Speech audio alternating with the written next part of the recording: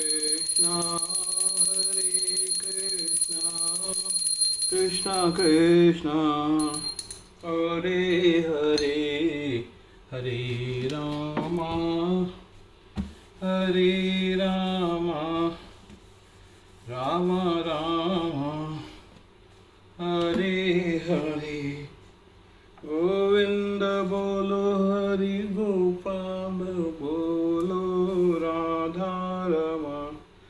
आज हम श्रीमद् भागवतम के चौथे स्कंद का पेज 104 पढ़ने जा रहे हैं।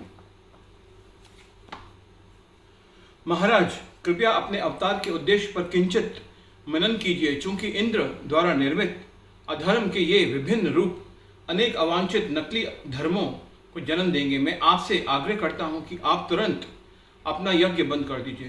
ब्रह्मा जी के निर्देश पर महाराज पृथु ने तुरंत अपना यज्ञ रोक दिया। तब उन्होंने अवभृत स्नान किया, जिसका अर्थ था कि अब यज्ञ समाप्त हो चुका है। उस समय महाराज पृथु ने 99 अश्वमेध यज्ञों से संतुष्ट होकर भगवान विष्णु यज्ञस्थली में प्रकट हुए। उनके साथ देवराज इंद्र एवं सब देवगण तथा नंद सुनंद सहित अनेक निज पार्षद भी थे। महाराज पृथु को संबोधित करते हुए भगवान ने कहा, हे राजन, देवराज इंद्र ने तुम्हारे 100वें अश्वमेध यज्ञ में विघ्न डालने के प्रयास किए और उन्हें इसका पश्चाताप है। तुमसे क्षमा मांगने के लिए वे मेरे साथ आए हैं। कृपया इन्हें क्षमा कर दें। बुद्धिमान व्यक्ति सदैव दूसरों को के कल्याणार्थ कार्य करने के लिए तत्पर रहता है और इसलिए उसे नरश्रेष्ठ माना जाता है। हर समय यह स्मरण रखते हुए कि भौतिक शरीर आत्मा से भिन्न है, ऐसे लोग कभी किसी से द्वेष नहीं कर सकते। महाराज पृथु, जिन भक्तों की मुझसे प्रकट मैत्री एवं प्रेम भरा संबंध होता है, वे समस्त भौतिक दूषणों से मुक्त तथा आत्म संतुष्ट होते हैं। अपने पूर्ण ज्ञान तथा समदृष्टि के कारण ऐसा भक्त कभी भी भौतिक सुख अथवा दुखों से उद्विग्न नहीं होता। इसलिए सदैव समुचित रहो और राजा के अपने कर्तव्यों का निर्वाह करते हुए सबके साथ समान व्यवहार करो। यदि आप महान आचार्यों की शिक्षाओं के आधार पर अपनी प्रजा को संरक्षण देंगे तो वे तुमसे अत्यंत प्रसन्न रहेंगे और निर्बंध तुमसे प्रेम करेंगे। राजन, शीघ्र ही तुम्हें महान चतुष्कुमारों से मिलने का सौभाग्य प्राप्त होगा। मैं तुम्हारा स्वभाव तथा सद्गुणों से अत्यंत प्रसन्न हूँ और तुम्हें कुछ वर देना चाहता हूँ। तुम्हारी जो भी इच्छा हो कृपया मांग लो।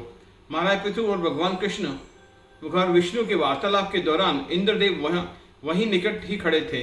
उन्हें अपने घृणित कार्यों का स्मरण करने से लज्जा आने लगी। पश्चाताप भरे हृदय से वे महाराज पृथु के चरण कमलों पर गिर पड़े। उदारचित्त वैष्णव होने के नाते महाराज पृथु ने पहले ही अपने हृदय से द्वेष त्याग दिया था। उन्होंने तुरंत इंद्र को उठाया और स्नेहपूर्वक अपने गले से लगा लिया। तत्पश्चात महाराज पृथु ने आदरपूर्वक भगवान विष्णु के चरण कमलों की वंदना की और ऐसा करके उनके हृदय का आनंद असीमित रूप से बढ़ गया। यद्यपि भगवान वहां से प्रस्थान करने के लिए तैयार थे, परंतु वे अपने अनन्य भक्त के निश्चल व्यवहार से इतने मोहित हो गए थे कि वहां से जाना नहीं चाहते थे। महाराज पृथु की आंखें आंसुओं से भर उठी और उल्लास के कारण उनका कंठ अवरुद्ध हो गया। इसलिए वे न तो भगवान की इच्छा अच्छी तरह देख सके और न ही ठीक से कुछ बोल सके। वे बस हाथ जोड़े भगवान के समक्ष खड़े रहे और अपने हृदय में उनका प्रगढ़ आलिंगन करने लगे। भगवान विष्णु इसी ब्रह्मांड के एक लोक में रहते हैं और इसलिए एक देवता की भूमिका निभाने के कारण वे कभी भी अपने पैर पृथ्वी पर नहीं रखते। परंतु महाराज पृथु के व्यवहार एवं चरित्र से पूरी तरह संतुष्ट होकर अंततः उन्होंने अपने चरण पृथ्वी पर रख दिए। क्योंकि भगवान पृथ्वी पर पैर रखने के आदि नहीं थे, इसलिए ऐसा प्रतीत हुआ कि मानो उन्हें अपना संतुलन बनाए रखने के लिए गरुड़ जी के कंधों का सहारा लेना पड़ रहा था। महाराज पृथु समझ गए कि भगवान ने उनके प्रति स्नेहवश ऐसा किया है और अपने इस सौभाग्य पर विचार करके उनके शरीर में दिव्य आनंद के विभिन्न लक्षण प्रकट होने लगे। हरे कृष्णा कृष्णा कृष्णा।